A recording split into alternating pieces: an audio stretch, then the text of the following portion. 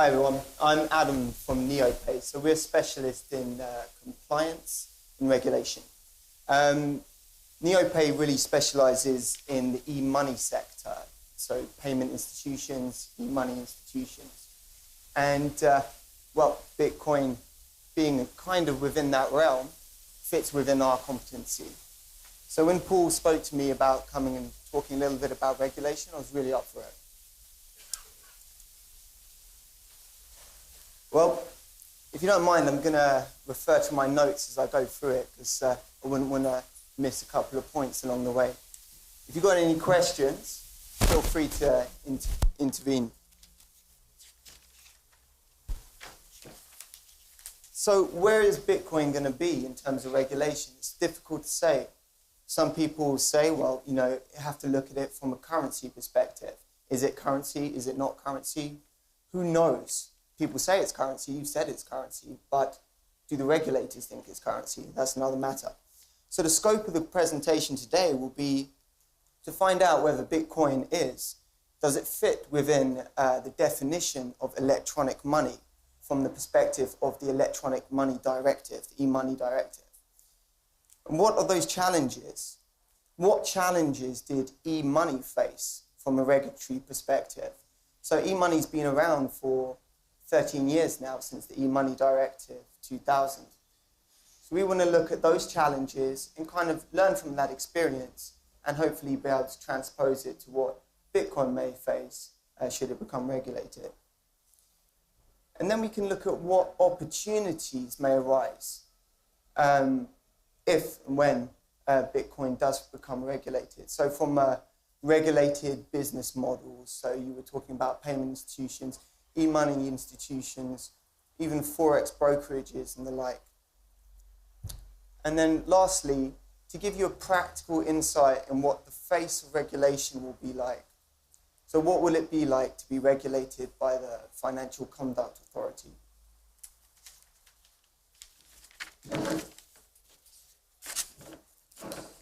So, why talk about Bitcoin in the context of e-money? As I said, e-money is really the test case for Bitcoin. We understand those challenges, then we can transfer it to Bitcoin. But also a key point is, with e-money, should Bitcoin be recognized as a currency, then a lot of the business models, the existing business models for Bitcoin, a lot of them will be e-money institutions or payment institutions. So those two categories of business models are going to be very popular for existing businesses in the Bitcoin industry. So for example, BTC wallets, BTC prepaid cards, BTC payments, or BTC FX payments. It's all going to be very popular, and that will fit within two brackets, one e-money institution or payment institution. So is anyone here, it'd be interesting to know, is anyone here actually running a wallet, providing Bitcoin payments, or involved in that in some way? Okay, a couple of people.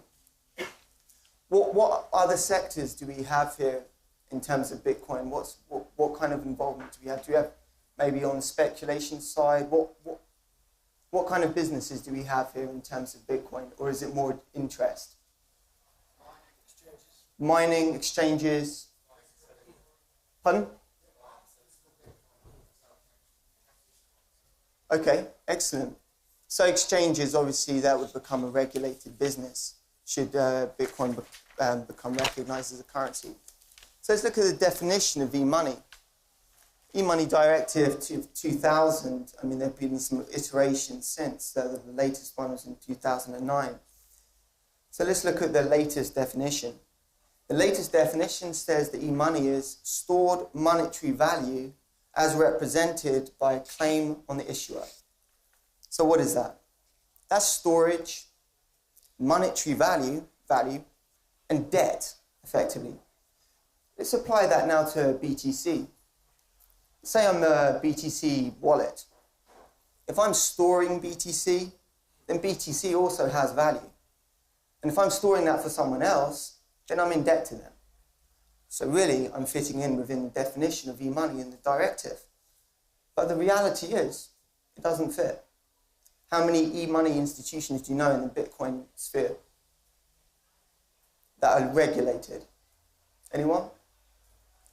There aren't any.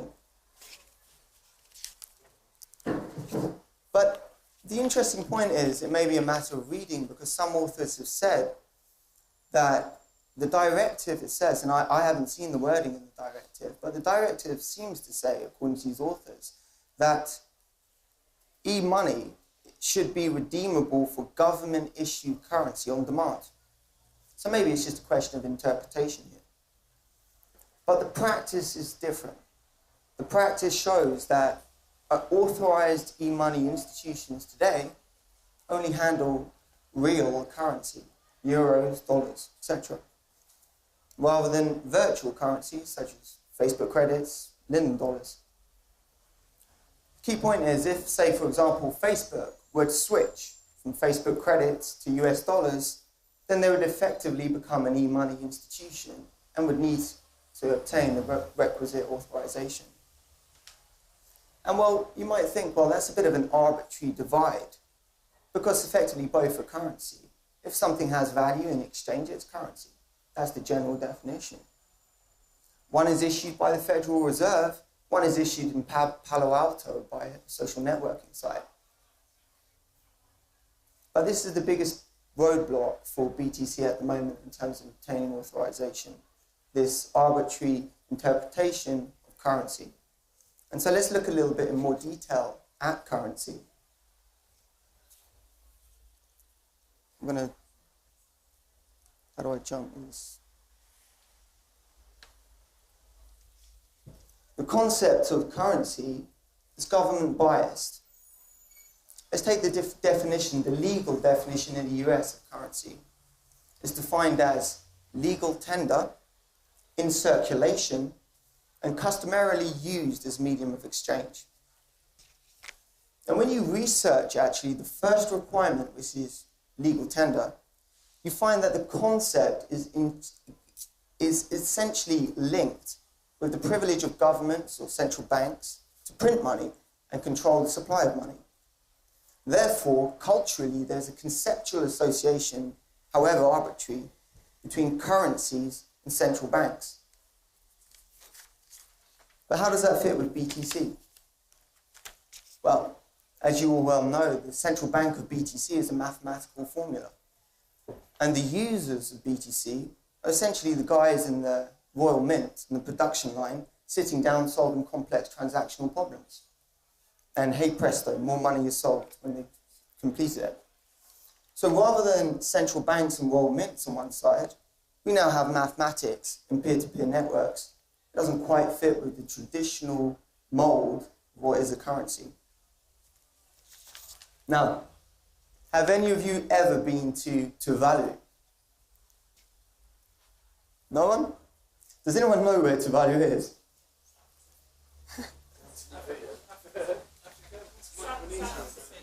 Yeah, Polynesia. I personally didn't know where Tuvalu was until earlier today. Why have I asked this? It's a bit random. But according to US literature from the Financial Crime Enforcement Organization, the difference between a real and a virtual currency is that a virtual currency does not have legal tender in any jurisdiction. Consequently, the biggest barrier for BTC is that it's not recognized as a currency in any jurisdiction in terms of legal tender. So my thought is, consequently, the fastest way of getting BTC recognized is to have one state adopt it as its own, such as Tuvalu. This is going to cause, obviously, a domino effect. If BTC is recognized in Tuvalu as national currency, then we can postulate that it will be recognized in the UK as foreign currency. So who's going to call up the government of Tuvalu first? Who actually wants BTC to be recognized as legal currency? Okay. I heard they accept Australian dollars, so they might want to add BTC.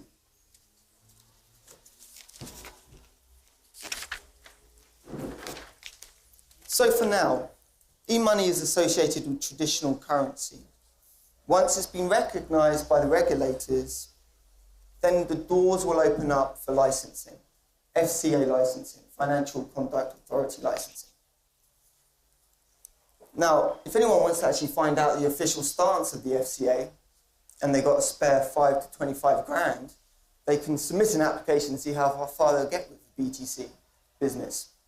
But our stance at our company is that we're waiting for official guidance from the FCA or official recognition that it is a currency. Now, you all well know that in the US, BTC is currently being regulated for anti-money laundering, AML purposes. HMRC said it's a little bit out of their remit, but that can change. So FinCEN, Financial Crimes Enforcement Network, has started regulating BTC providers. You see now Mt. Gox has went and registered with them. So in summary, we can see that BTC is not recognized as real currency. Consequently, it is not e-money for now in terms of the e-money directive. If we want it to be recognized as currency, then we need to find a country to lobby. But we're at the tipping point anyway. FinCEN's recognized that they want to regulate it for AML purposes. Things can change thereafter. If we get the green light from the FCA, if they produce some guidance shortly, then we'll be looking to authorize people.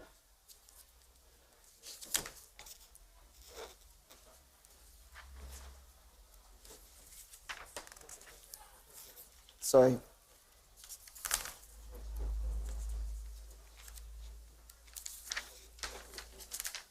So let's look at the challenges.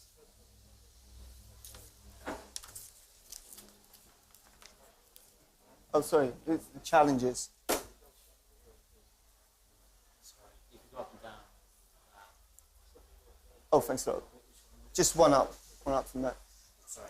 So yeah, the purpose of this talk today was to look at also the experience of e-money.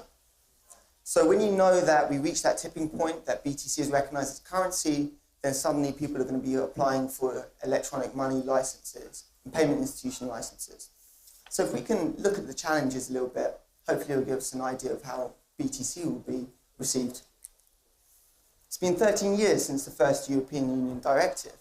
50 million euros were stored in 2005. By 2009, we're looking at 125 million. The uptake of e-money is thanks in part to the forward-thinking nature of the e-money directive. That said, part of the challenges faced to e-money was in fact due to the regulations themselves. Let's look at some of those challenges, the key challenges. The first challenge is EU law itself and the fragmentation that ensued. The second challenge is the perception that e-money is a susceptible device for fraud and money laundering. And then the third challenge is at the industry level, the banking community, and whether or not it wants to do business with e-money institutions. So fragmented application of EU law. The EU created a single market for e-money. And essentially the concept was, if you were authorized in, for example, the UK, you could passport your license out to the rest of the other states of the European Union. And the idea was with minimum hindrance. However, that said, there were substantial barriers to people transporting their license out to other states within the EU. And that comes not from the e-money directive, but from the anti-money laundering directive. And why is that? Because the AML, anti-money laundering directive, is what's known as the minimum harmonization directive. That means countries cannot go below the EU standard, but they can go as far above it as they want.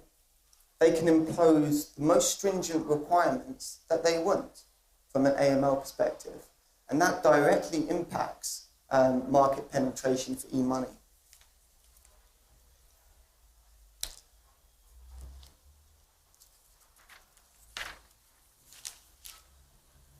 So an e-money institution wanting to passport will need to consider the legality, they'll need to conduct research, they'll need to adapt each and every one of their policies and procedures to meet with the local AML requirements. They'll also need to adapt their products themselves, the prepaid cards, whatever, to those local markets. Let's take an example. Say you've got a prepaid card and you introduce it in the UK. If customer deposits less than 150 euros in a month, then you don't have the requirement to identify the customer. It's a bit of a loophole in the sense that you exert simplified due diligence. Because it's a low-risk product, people are only depositing less than 150 euros, you don't need to go through the same due diligence checks. However, in Germany, the threshold is 100 euros. Now, that might be not a massive difference, but it means you need to repackage your product. Another thing about Germany is BaFin, the regulator, regulates providers of e-money as well as the products themselves. So if they don't like your product, if they think it's susceptible inherently to money laundering, then they'll just ban it. So that's an interesting point to follow on, that there's some cultural variation between the regulators within the EU. You look at the UK, UK is a very proactive regulator for e-money and payment institutions. On the other hand, for example, Ireland, which has a massive tech community, the regulator there, for as well as I'm aware, hasn't actually issued any licenses to date.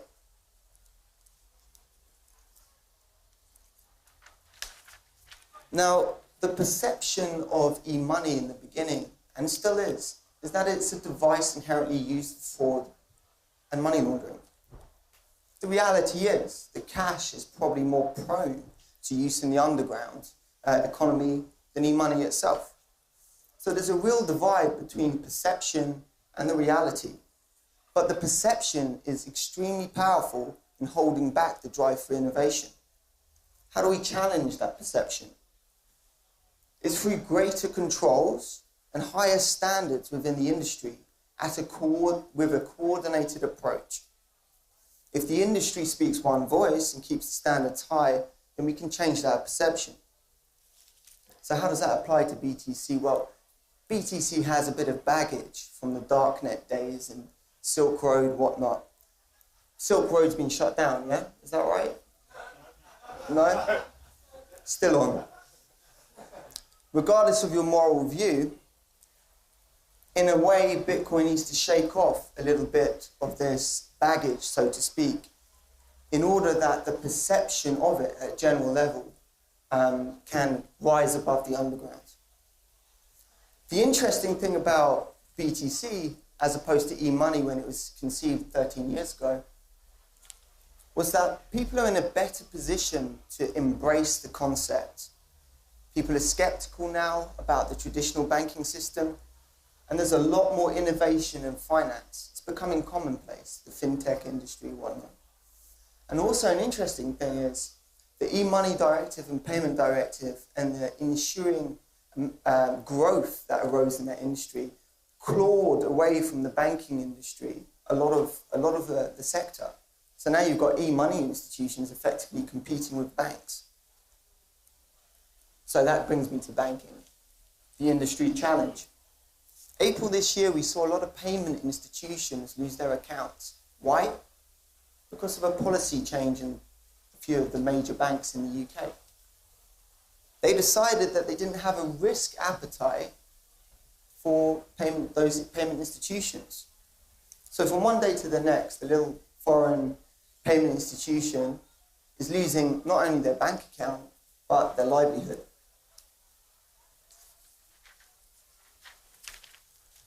So you'll find that the key point is it's going to be a mountain to convince the regulator, but then afterwards there will be some other challenges, and that will be primarily with the banking system. So who survived the April fallout? It was the companies who were completely spotless, whiter than white, who had AML protections, Bribery Act protections, all different types of controls. Now cynics say that the banks don't really want to do business with e-money institutions or payment institutions. Payment institutions are trying to beat the FX rates. E-money institutions are effectively acting as deposit takers, especially now where interest rates are so low. So the moral of the story is, for Bitcoin, if you have bulletproof compliance controls and you don't bite the hand that feeds, then you'll survive any fallout with the bankers. So if you've got a good partnership with the bank, then use their forex rates. Incentivize the bank to continue to do business with you. So, sorry.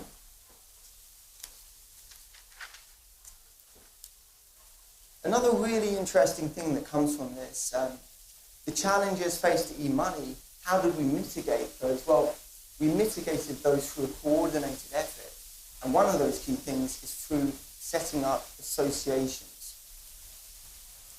We've got PIF as an association for payments, for example.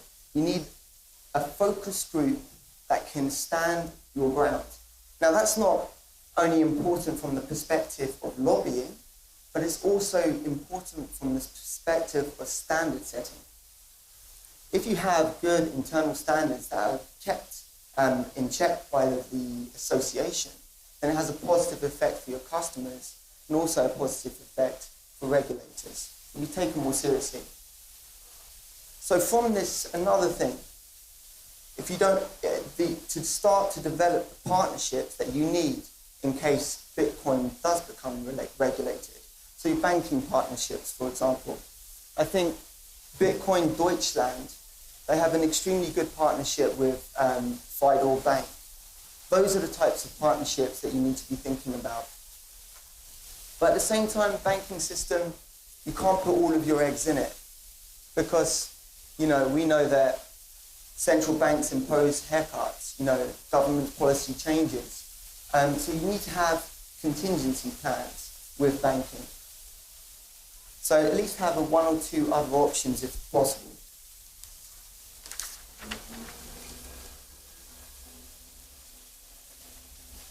So next section is assuming that Bitcoin is recognized as currency, what type of regulated opportunities are there for the market? Well, we spoke about BTC, e-wallet, prepaid cards. Those are the kind of immediate businesses that may emerge. And they'll be requiring licenses under the Electronic Money Directive and Payment Services Directive. Then on the speculation side, so selling futures and options, essentially financial instruments related to Bitcoin. That will require a license, but this time under the Financial Services and Market Act. So we all know about the market for speculation with BTC. It's a big one. And forex speculators will probably see it as a holy grail due to its hyper volatility. But the interesting, let's just say, paradox is that if BTC does become regulated, then in some ways the emergence of a forex market, derivative markets, will hopefully be able to stabilize the price. Now that's maybe a controversial point of view. Why is that? Because essentially, if you create a derivatives market, then you allow people to hedge their risk moving forwards so that you can future-proof yourself on the price of Bitcoin. So for example, I enter into a private contract with someone in the future to purchase Bitcoin and I maintain that option for 12 months, that's a way of stabilizing, let's say, the price of Bitcoin and allowing me some certainty in making commercial decisions. If Bitcoin goes up and down every day, then I don't have that certainty. Another opportunity is investment funds. We saw Exante, first investment fund, first hedge fund in Bitcoin, licensed in Malta. Those are the types of funds that will emerge should BTC become official currency. And then if you fancy yourself as a financial advisor, advising on the trajectory of Bitcoin, its fluctuations, then you'd need to register the FCA is an IFA, independent financial advisor. Another interesting, maybe very peculiar business model that may arise is vaulting. So putting your private keys in a vault, or your bitcoins in a vault. The e-money directive says specifically, if you store monetary value and you hold that as a debt for someone else, then you need to obtain a license. So if I'm vaulting bitcoins, then effectively I may be required to obtain a license. Does that license mean that the government goes to you and say, can I have a look at your vault? What does the license mean? Yeah, well, I mean, this is pure speculation on the vaulting license. On e-money services, if you have an EMP license, are governments able to say, we have a warrant to look in your vault? Okay, access to your vault. Well, generally speaking, if you're regulated, then there's no stone that the regulator can't unturn, or otherwise they won't regulate you. That's the general principle. Okay, so there are, and certainly offline we can talk in more detail about that. There are a number of opportunities to set up regulated business models once BTC is recognized as a currency.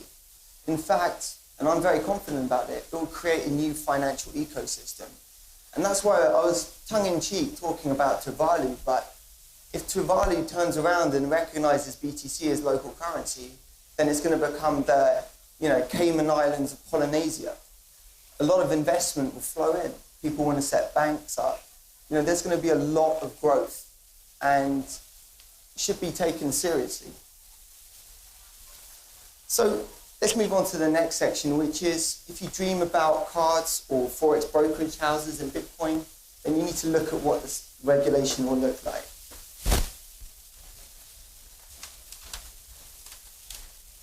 Big proviso here is we're assuming obviously that BTC will be regulated and that it will be regulated in the same way as e-money. It's all guesswork. You need to be thinking for an e-money institution about 1, safeguarding client funds. 2, you'll need to have a transparent corporate structure. 3, most importantly, you'll need to have AML procedures, know your client procedures. You'll need to appoint a money laundering reporting officer. And 4, you need to think about risk management. That will need to become part of your system. So let's look at safeguarding. Just like a bank, e-money institutions are subject to prudential supervisory requirements. That means they need to have a designated client account. And a client account means that the bank itself, where it's stored, cannot be using those funds for any other purpose. And that account needs to be reconciled regularly. You need to be thinking, if you're applying for a license, to have a regulatory business plan. If your business plan shows that your target market is, say, 80% in Germany, then really you need to be applying to BaFin in Germany for your license. Regulators really only want to deal with you if you've got a majority interest in their market. You need to be looking at how you're making money. If you've got commission arrangements, then you need to think about one of the key principles of FCA regulation, which is treating customers fairly. Risk management, you need to be in a position to identify and manage your risk throughout your organization. You probably already do this intuitively, but it needs to be documented. We usually, for an e-money application, pull out at least 13 different categories of risk. They vary from financial operational, AML, financial crime and fraud. Capital requirements, probably one of the biggest questions everyone asks. If you're looking at an e-money institution with full authorization, so passporting rights around the EU, you need 350,000 euros base capital, or 2% of outstanding e-money over 6 months. For a payment institution, it's between 20 to 125,000 base capital.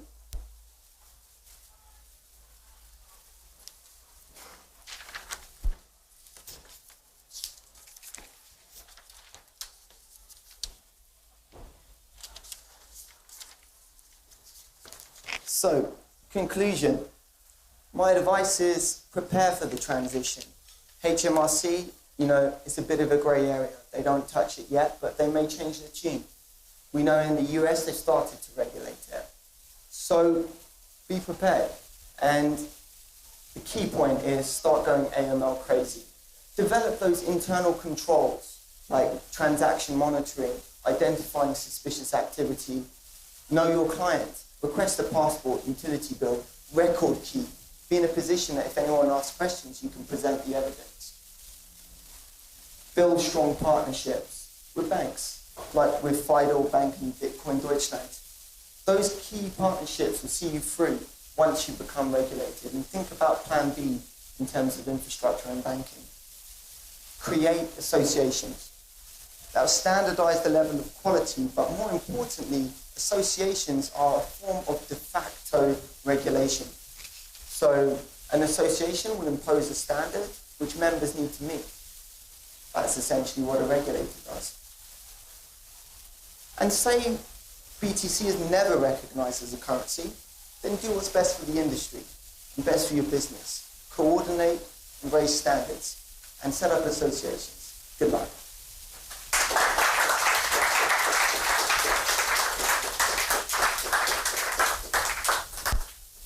Any questions? Absolutely, yeah. So you say go AML crazy. But the way I understand it at the moment is that e-money regulations apply to people who are issuing e-money that is backed by existing fiat currency. Yeah. And then you have to be worried about where that e-money is being spent. Correct. So what types of businesses should go AML crazy? I mean, you've obviously got people like miners who are essentially producing money, you've got exchanges, and then you've just got normal merchants like shops who are accepting bitcoins. I mean, surely they don't have to go AML crazy. There must be some kind of line at which certain types of businesses need to do this, not all Bitcoin businesses. Yeah, fundamentally, it really depends which category you're fitting into the previous business models. If you're fitting into any one of those categories today, then that's when you need to be really thinking now about AML. Now, obviously, if you're a merchant, you're accepting transactions, if you're selling products, maybe it's very low risk. But if you're providing a service and company and corporations and people are paying in Bitcoins, then you need to be thinking about AML. What are people using your services for, what they could potentially use it for? So it's a bit granular, really, when I talk about going AML crazy. I'm saying that really is kind of hyperbole so that people appreciate that it is going to take a little bit of time to get those controls in place. And then once they're in place, things just run kind of like swimmingly. But yeah, I mean, your average e-shop generally isn't regulated for AML purposes. Sorry, does that answer? Sorry. Yeah, I personally think the e-money regulations in their existing form, don't apply to Bitcoin. They could potentially apply to if you're issuing other currencies that are backed by fiat currency on top of Bitcoin, or another virtual currency that's backed by fiat. But the way the rules are at the moment, it's because it's not issued by anyone, and you don't know what happens to it once you spend it. Essentially, you've got no control over it. Yeah. And the rules either need to be changed drastically, or there needs to be different rules. Yeah, I mean, the thing is, e-money regulations gone through 3 iterations at least since 2000, and every time they change the regulations, they change the definition. So, as they're changing with the times, and the last time that they tweaked it was with the idea of future-proofing the definition so that it could apply to various different formats. Now, central bank, or the European Central Bank, has already done a paper on Bitcoin, so they're fully aware of kind of at the European level of the implication and the growth within that market. So, I mean, in the foreseeable future, if someone in another country has not recognized it as a local currency, then that might be an option. These regulations are subject to lobbying, subject to Parliament's approval, go through a whole process, but eventually I wouldn't imagine that it's not possible for Bitcoin to fit within them. So that's what we need to be looking at, the e-money regulations, basically. Yeah, depending on your business. If you're providing gambling business and using Bitcoin, then you need to be talking to the Gambling Commission. If you're, providing consumer credit and we're using Bitcoin, then you need to be speaking to the Office of Fair Trading for now until next year, which will be the FCA. If you're providing brokerage services, you need to speak to FCA. So you've got various regulators, and that's just at the national level.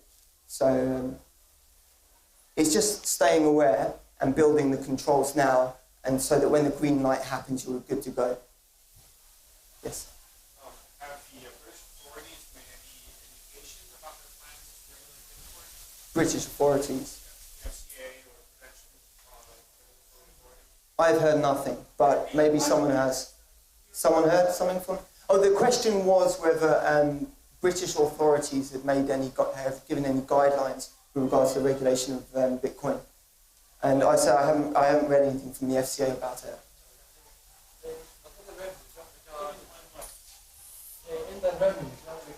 Yeah. The FCB officially now won't regard Bitcoin as money for the time being.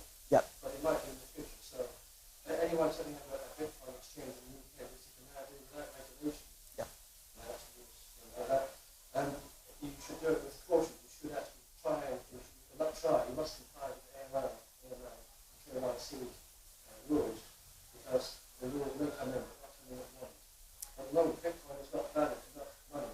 It's just a value transfer system. Yeah. Yeah. Yeah. Yeah. So yeah, changing times in S. Sorry, what was your name? Michael was saying, things can change, and HMRC don't recognise it currently as currency. Anyone else? If you're not an exchange, but say you're processing payments for any kind of holding currency for someone else or and then they cash out into does that count as an exchange even if you're not physically exchanging or making a direct exchange? If they have an account with you which has a certain value and then you through that process. So you're paying out basically. If you can pay out Bitcoin or pounds, Yeah. does that count as an exchange? Well, I mean, you're effectively using a third party, aren't you, to do that, unless you're quoting the Forex price and then doing the payment. If you're physically holding the Bitcoin and the money, Yeah. and then they can pay you, does that count as an exchange? You go for a third party, yes, make the payments to you, and then you're giving an option to which way it comes out. I don't know, I have to look at that. But I would say, if you're making payments out in, say, fiat currency, then generally speaking, you're using a third party which is authorised as a payment institution. So whether that be, some kind of Western Union or some other money transmitter, currency cloud. We can talk about it after. Yes?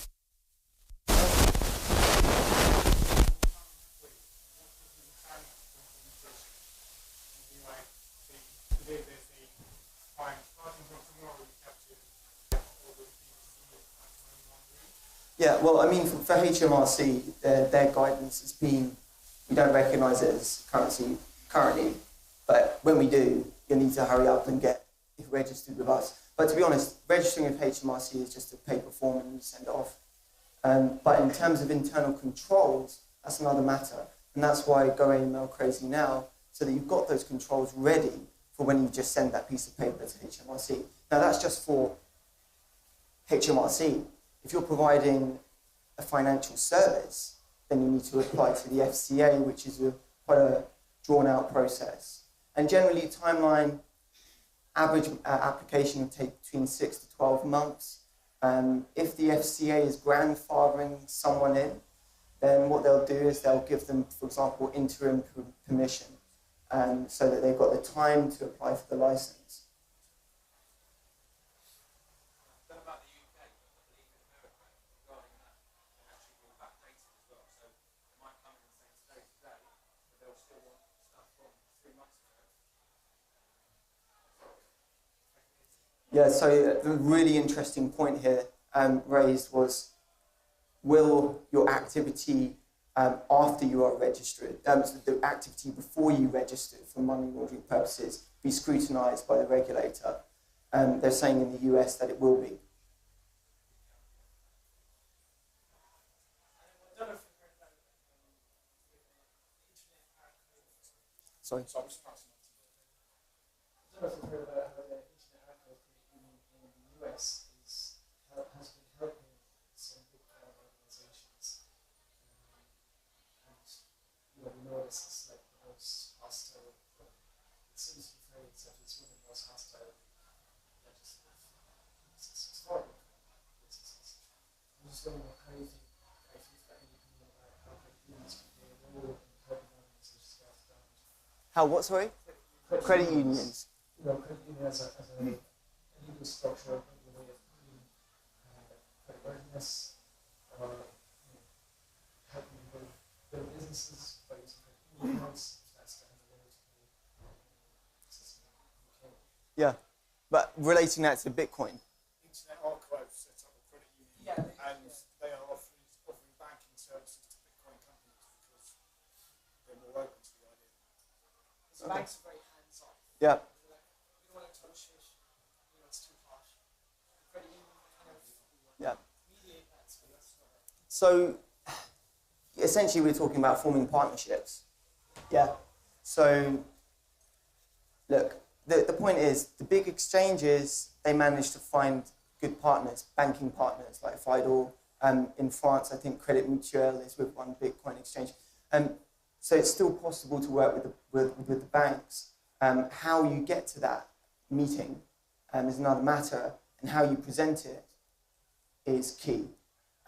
If you've got everything, really your business plan is 100% awesome, and all your controls are in place, then that's increasing your probability of you obtaining banking. Now, let's just look at it from a jurisdictional perspective. There aren't just banks, that can service people in the UK from the UK. You don't just go to Lloyd's. You can go to Malta. Don't go to Cyprus. But I mean, there are other jurisdictions that may want to entertain more of a left field idea. So yeah. But in terms of alternative finance institutions, I haven't looked into that. But yeah, I mean, these are all interesting things that we can maybe pass around so that we build that awareness.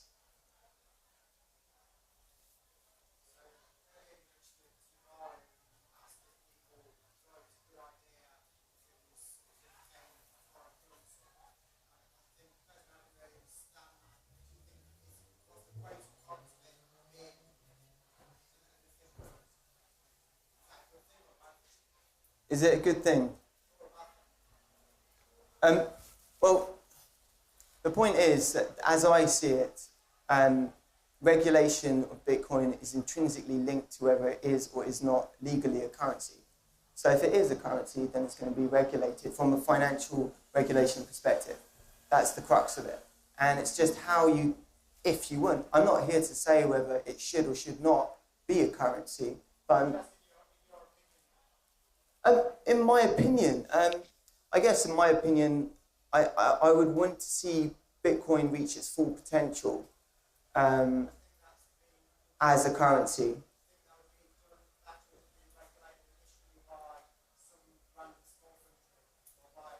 Well, it's not regulated by the small country because essentially all it's doing is recognizing it as its local currency. I mean, it's all very fictional, it's a bit Star Trek-ish, but essentially, Tuvalu, they recognise Australian dollars as legal tender. They do not control the central bank of Australia. So they're subject to the highs and lows of the Australian dollar.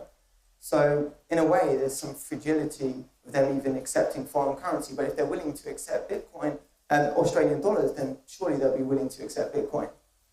They actually have a government and they print tortoises on the Australian dollar, and that's how they Wow, that was awesome. Sorry, what was that?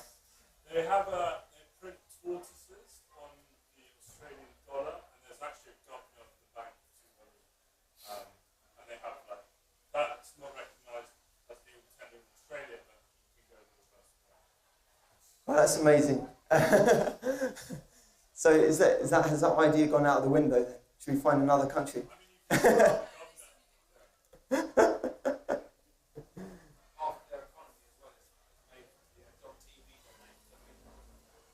Well, I'm just overwhelmed with the amount of knowledge in this room about Tuvalu. I should have chosen Mars. Yes.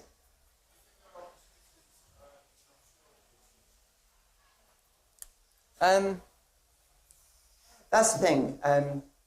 Why do people go offshore? You know, it's all tax planning, so to speak. But also another factor is this, okay? If you're a small brokerage house and, you know, you haven't got 100 grand to spend in the UK market, but you still want to get going, you've got a viable business model, you want to get regulated somewhere. So maybe people are going to turn to the offshore markets because it gives them at least a foothold. And also because offshore markets in emerging markets are more willing to entertain the ideas, you know, the innovative ideas.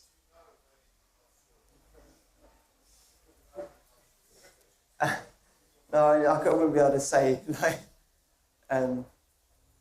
yeah.